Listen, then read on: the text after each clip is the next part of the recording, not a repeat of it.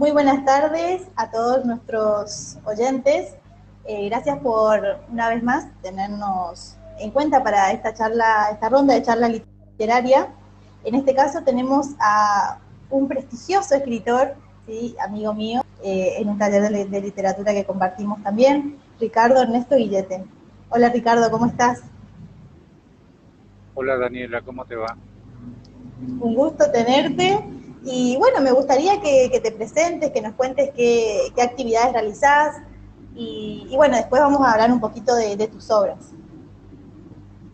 Bueno, eh, tengo 66 años, soy de profesión abogado, pero jubilado desde el año pasado, casado, 3 hijos y, y escribo. Bueno, tengo algún libro publicado, un par de participaciones en otros, así que no sé, no sé qué más puedo agregar a esta presentación. Bien, ¿Por qué? bueno, Porque escribo tal vez, ¿no? exactamente, ¿sí? ¿Cómo comenzó esta trayectoria, tu trayectoria literaria?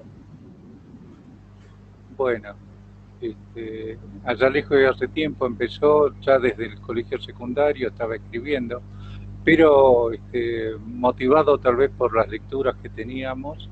Gustavo Adolfo Bécquer quedó como un poroto a mi lado porque escribía poesías con mucha rima, muchos adjetivos, bueno, todo eso que se acostumbraba, ¿no?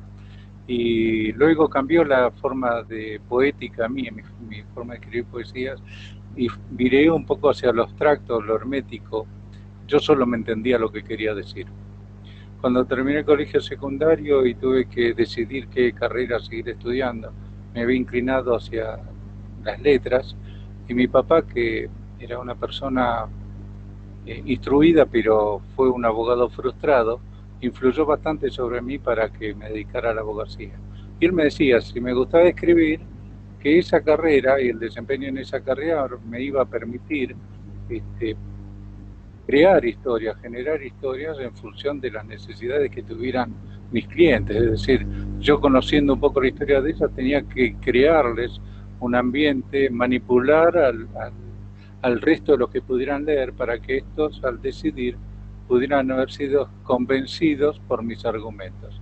Así que bueno, no digo que fui un abogado exitoso, pero sí fui un abogado que tuvo su buena trayectoria, y, y luego me fui inclinando dentro de mi actividad abogadil a la literatura.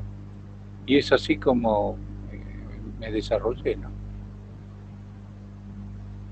Y en cuanto a esta trayectoria, ¿recordás alguno de tus escritos, de tus primeros escritos, o lo tenés guardado en alguno de tus borradores? Sí, bueno, bueno, en realidad, mira, como te decía, en el colegio secundario fue donde empezó a aparecer esta inclinación hacia lo literario.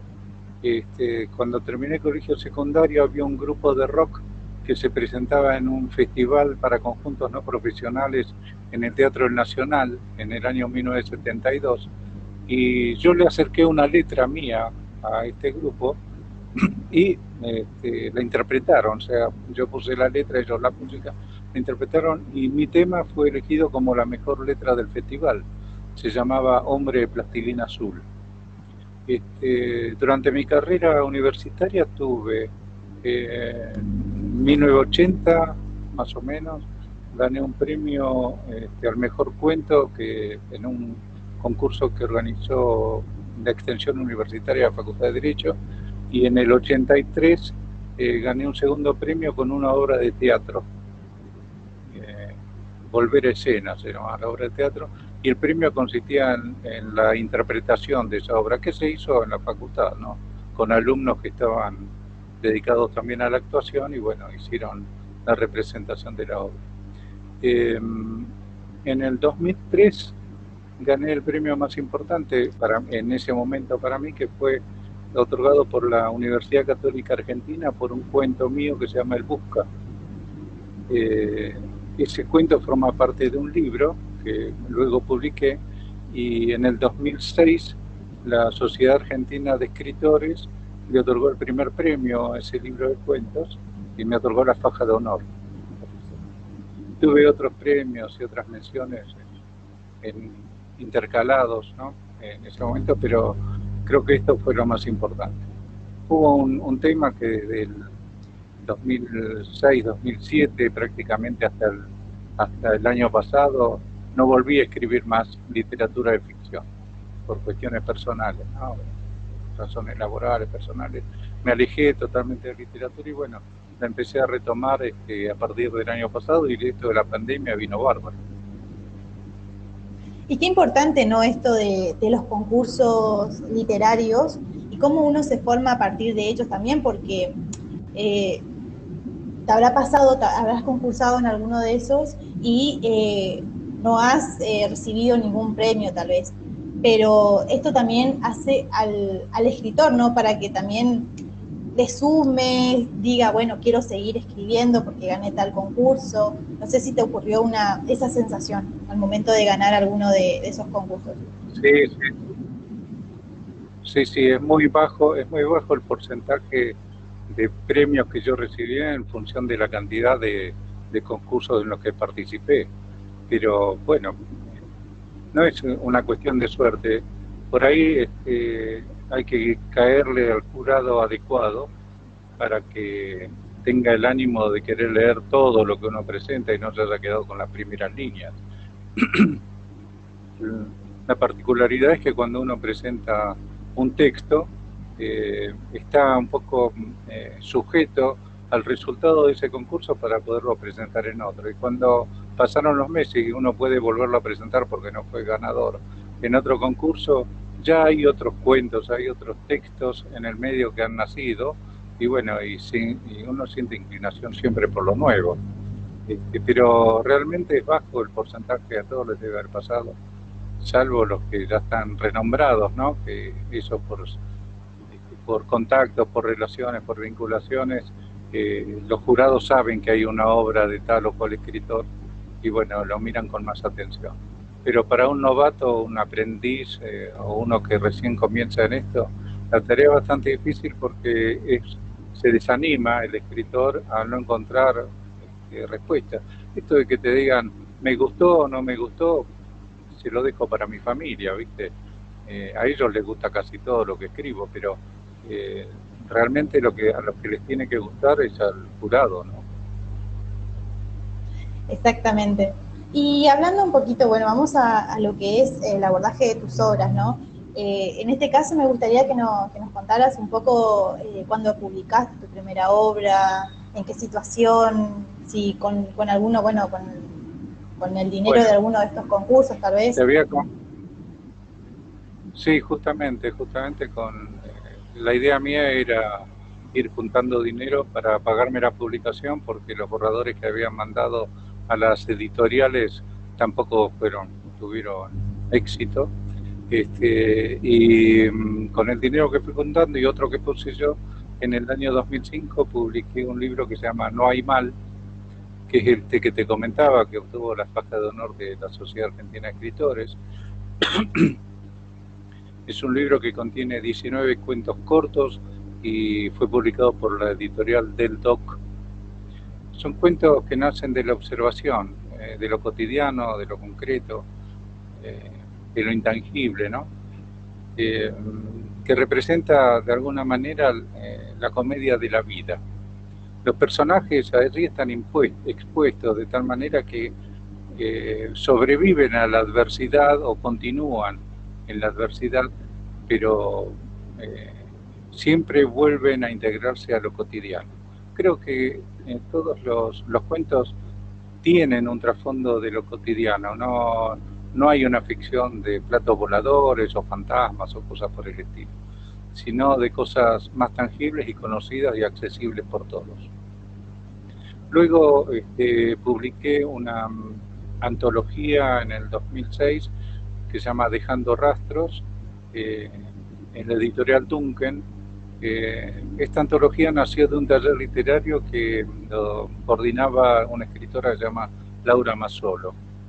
Y luego me invitó, esta misma escritora, Laura Mazzolo, me invitó a participar de otra antología, más tarde creo que fue para el 2008 o 2000, o pasando al 2010, que se llama Cuentos con Todos, y que reúne textos de escritores de la zona sur de Buenos Aires, especialmente de Lomas de Zamora y de Adrogué. Otras publicaciones, bueno, no tengo en libros. Me han publicado, han leído cuentos míos en la radio, pero otras publicaciones no tengo. ¿Y cómo lo ha tomado tu familia? ¿Cómo lo lleva esta rutina tuya? Que después también me gustaría cuentes cómo es tu vida como escritor, cómo lo tomás. Bueno, escribir es un pasatiempo que en este momento llena el vacío de las horas que tengo que quedarme en casa, porque soy una persona mayor, así que no quiero correr el riesgo de enfermarme saliendo a la calle por motivos que todos conocemos. Así que ha sido una válvula de escape escribir. Y mi familia, bueno, mis hijos son los principales críticos, igual que mi esposa. Mi hijo mayor especialmente es el que más me corrige los textos que le paso. Y bueno, y también algo que he recuperado es recomenzar mi asistencia a los talleres literarios, porque allí es donde mejor consideran lo que uno escribe, no solo los otros compañeros con su crítica, ¿no? Sino también los coordinadores que te hacen ver los defectos. Y uno tiene la posibilidad de ver los errores o corregir los textos de otros, siempre con buena onda, ¿no? Por supuesto, aunque hay algunos talleres literarios que son terroríficos, que te pegan furiosamente, te destruyen realmente las ganas, no te dejan sin ganas de seguir escribiendo. Pero bueno, así es como se aprende. Y me entretiene mucho y ocupo muchas horas del día a esto de escribir, de crear ficción. Y hablando, bueno, ¿cómo disponés de ese horario, digamos?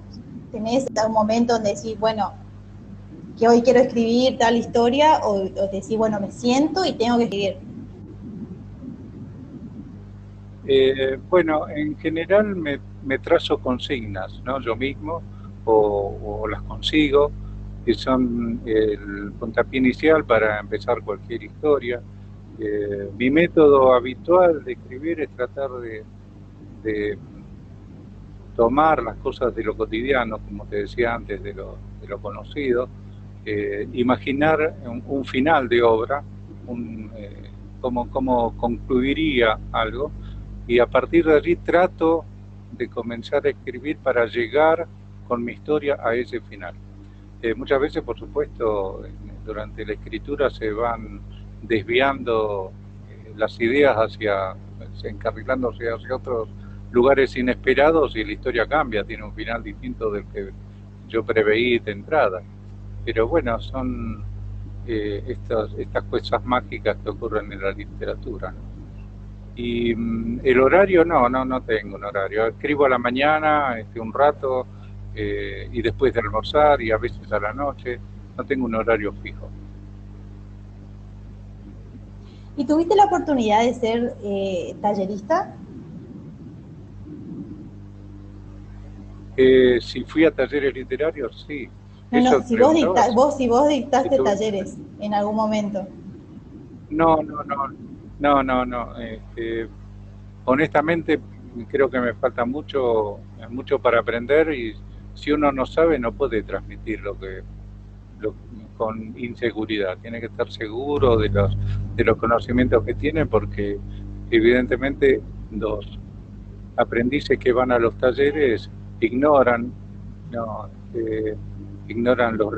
todo lo referente a los recursos, a las distintas necesidades que debe cubrirse al momento de escribir, porque no es solamente pegar las palabras una con otra, ¿no? Sino que las ideas queden claras y todo eso.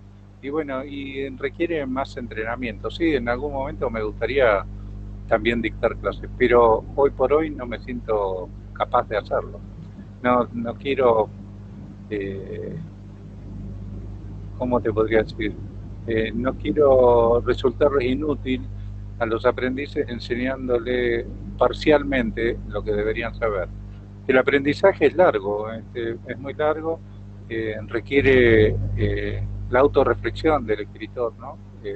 Al autocorregirse, leer, pulir y pulir, porque un mismo texto puede tener, no sé si variantes, pero puede expresarse de otras maneras, de distintas formas, para llegar a las mismas conclusiones, ¿no? El asunto es que el lenguaje tiene que ser fluido para que el lector no se aburra y entretenido. Sí. Y en cuanto a la lectura, en qué momento ingresa, te dedicas, cuánto tiempo le dedicas a la lectura de, ya sea de cualquier obra, en cuentos, novelas, ensayos? Mira, habitualmente leo de noche, antes de dormir. Por ahí eh, es un buen sedante para que el sueño venga más rápido. Y durante el día no, durante el día me dedico a las cosas de mi casa y a la escritura. Antes leía mucho más, reconozco que antes era adicto a la lectura, por decirlo así. Yo trabajo a 38 kilómetros de Buenos Aires, del centro de Buenos Aires, y mi oficina estaba en pleno centro, así que tenía viajes largos, prolongados, 1 hora en tren, por ejemplo. Así que aprovechaba siempre como método para entretenerme y que pase el tiempo rápido la lectura, así que leía tanto a la ida como a la vuelta, pero no es que me desapasioné, sino que me enfoqué en este momento hacia la escritura.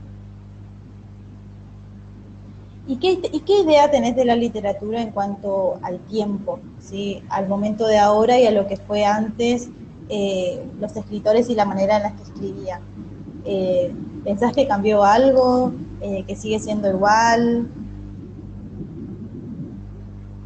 Desde luego que hay una evolución en la forma de escribir.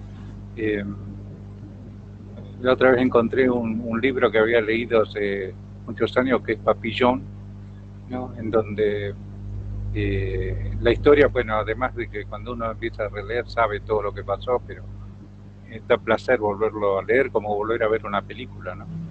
Y el lenguaje, la forma en que está redactado y todo eso tiene mucha diferencia con la manera en que se escribe actualmente. Hay un libro que se llama se me fue de la cabeza el nombre. Bueno, después lo dejamos en los comentarios. Que me muestra que hay,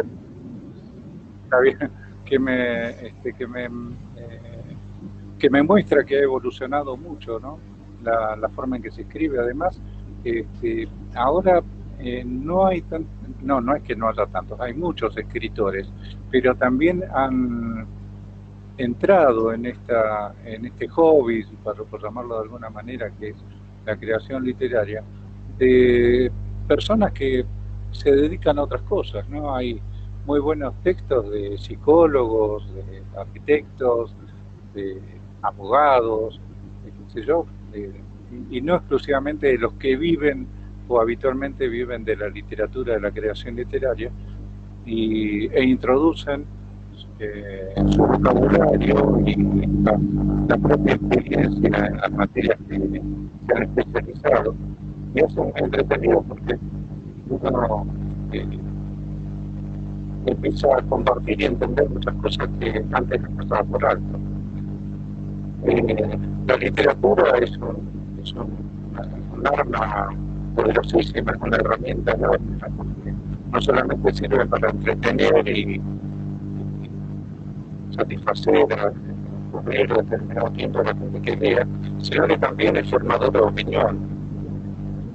Es decir, la literatura también sirve para que la gente reflexione sobre cuestiones que no tienen nada que ver con lo vivencial, sino con lo general, con lo universal.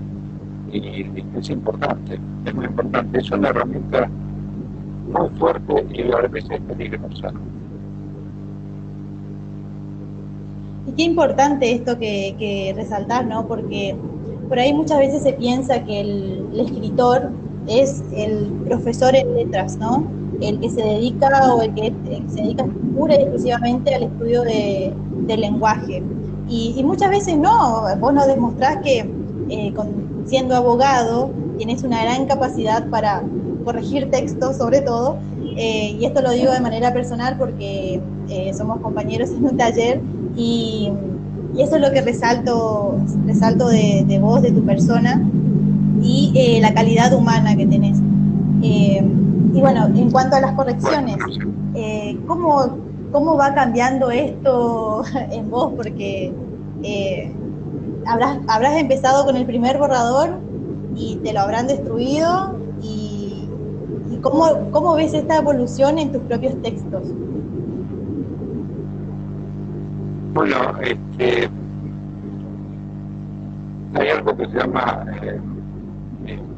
fluir la conciencia, que es una manera de escribir las cosas como que salgan, ¿no? Como sea. Y después encontrar dentro de ese texto, mira, te voy a hacer una metáfora.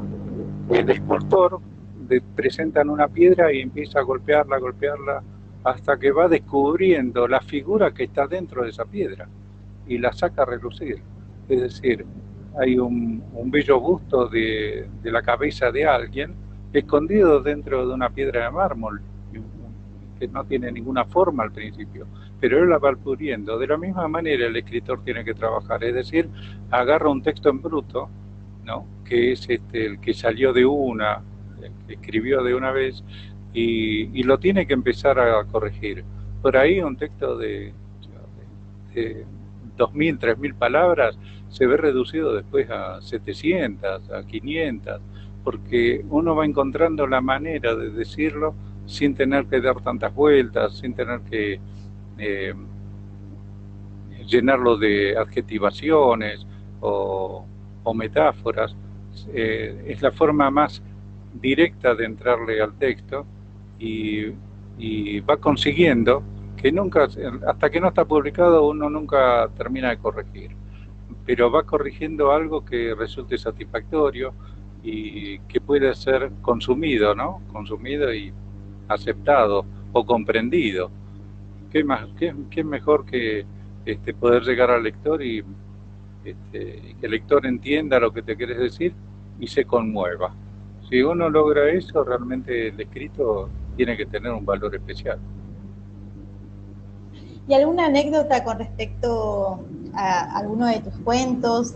Yo tuve la oportunidad de leerte y en lo personal, en lo particular, también me gusta mucho tu manera de escribir y cómo uno se siente identificado, ¿no?, con la realidad que está viviendo.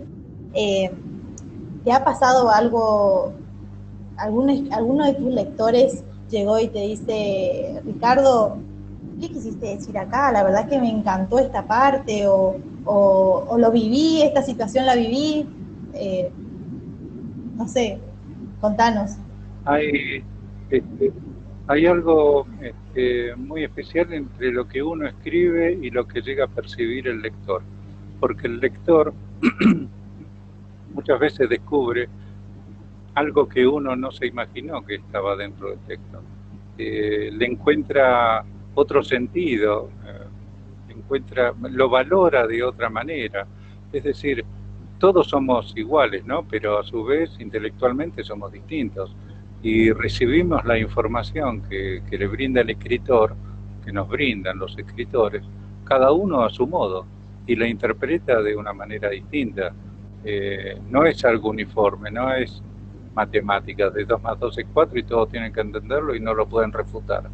Acá se escribe y el que lo lee lo recepta, lo interpreta, lo entiende de distinta manera y por sí mismo, ¿no? Lo fundamental es que hasta ahora no hubo quien me dijera de las cosas que he publicado o que comparto en general, que no entienden lo que escribo. Mis textos son muy sencillos, la escritura mía es muy sencilla, no es barroca, entonces llega fácilmente a todos. He tenido el placer en este libro, por ejemplo, No hay mal, de que mucha gente que me lo compró antes de leerlo ellos, lo leyeron los hijos jóvenes, adolescentes o poco más que adolescentes, porque se sintieron atrapados, ¿no? por las historias, que además son cuentos cortos, es decir, no es como darles el Ulises a un adolescente y pretender que lo lea y lo entienda y lo disfrute, porque lo va a agarrar y por ahí le da 2 hojas y después se aburrió y lo dejó.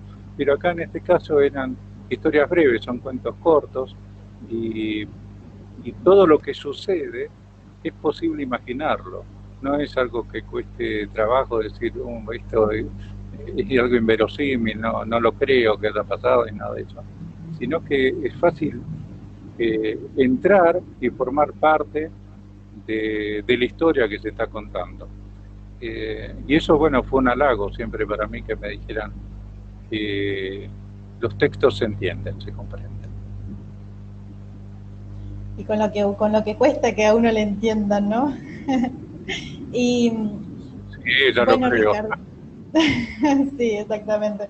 Eh, bueno, me gustaría que charlemos un poquito acerca de, no sé si llamarlo consejos, pero ¿cómo le hablarías vos o qué le dirías a esos chicos, adolescentes, jóvenes que están empezando en esto de la escritura? Y también lo tomo también eh, porque también es algo que estoy empezando, que uno aprende durante toda su vida, creo, y estaría bueno escucharte desde ese lugar como un tallerista, ¿sí? A mí me gustaría Mira, escucharte como un tallerista. mira, el que quiere escribir, cualquiera que quiere escribir, tiene que tener el coraje para hacerlo. El coraje para empezar a decir, plasmarlo en palabras y en papel, lo que quiere decir. Tiene que tener coraje para hacerlo. Eso es el fantasma del papel en blanco, ¿no? Tenerlo ahí delante y uno tiene un montón de ideas llenándole la cabeza y no se anima a explicar, no se anima a escribirlas. ¿No? Si un escritor escribe un tímido te amo, ¿no? Para verlo escrito requiere coraje, el coraje de pensar que cuando la lectura de ese mensaje, te amo, le llegue al receptor, el receptor lo interprete, lo comprenda y lo conmueva, o no, o directamente diga, está loco, o loca, cómo se atreve. Pero el asunto es vencer esa timidez, esa inseguridad de no poner las cosas por escrito. ¿Qué mejor que para un escritor, como te dije antes, es saber que lo que uno escribe lo conmueve? Y a los jóvenes, ¿qué le podría recomendar? Mira, necesitaríamos mucho tiempo para darte todos los consejos que le podría dar a los jóvenes. Yo, cuando era joven, y no sé si te pasará a vos porque sos joven, pero no atendía los consejos de los mayores. En general, cuando uno es joven, cree que las sabe todas y que va a resolver las cosas por sí mismo, y qué saben estos, déjame vivir mi vida y yo me quiero equivocar. Bueno, a los jóvenes les diría que no se queden con la idea, ¿no? Que no se queden con la idea, sino que lleven al papel la acción, lleven al papel la idea. Y parafraseando un poco a Argentino Luna, que tenía un poema larguísimo, no me acuerdo el título del poema, pero terminaba diciendo que tenía 2 cosas para decirle a los jóvenes, ¿no? La primero es que no pierdan la oportunidad de arriesgarse, no tengan miedo a equivocarse, ¿no? Que siempre se tienen que arriesgar, siempre. Y el segundo consejo, lo segundo importante que les quiere decir a los jóvenes, es que amen y hagan lo que quieran, ¿no? Porque tienen que decidir. Lo fundamental es la decisión. La verdad que sí. Muchísimas gracias. Gracias, Ricardo, por dedicarnos estos minutos para poder charlar un poquito acerca de tus obras, acerca de tu vida y un poco de cómo es ser escritor. Muchísimas gracias. Bueno, no, gracias a vos, Daniela, a tu disposición siempre y nos estamos escribiendo. Bueno, muchísimas gracias. Hasta luego. Chau, chau.